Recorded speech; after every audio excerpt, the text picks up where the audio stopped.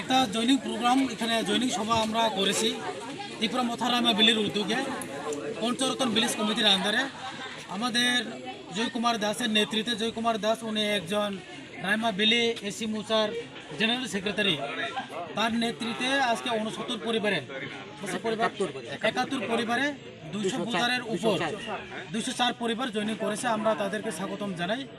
ত্রিপুরা মথা greater Tripuraland বা আমাদের যে বুবাগরা কোনোদিন কোনো জাতির বিরোধী নয়। আমরা সবাই ত্রিপুরাসা, বাঙালি, হিন্দুস্তানি, মুসলমান সবাইকে নিয়ে কাজ করতে চাই।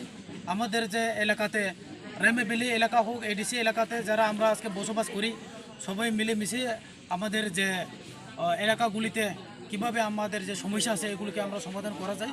আগামী দিন অবশ্যই আমরা তার জন্য কাজ করব। এবং আমরা শুনেছি যে আজকে অনেক বুতারকে এখানে রুট ব্লক করেছে যাতে এখানে যাইতে না পারে। সবাইকে আটকাইছিল যে চাকরি দিব, টাকা দিব।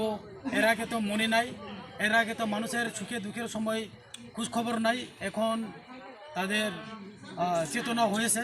তো আগামী দিন অবশ্যই আমাদের যে রাইমা বিলির মধ্যে আরও অনেক ভোটার জয়েনিং করবে।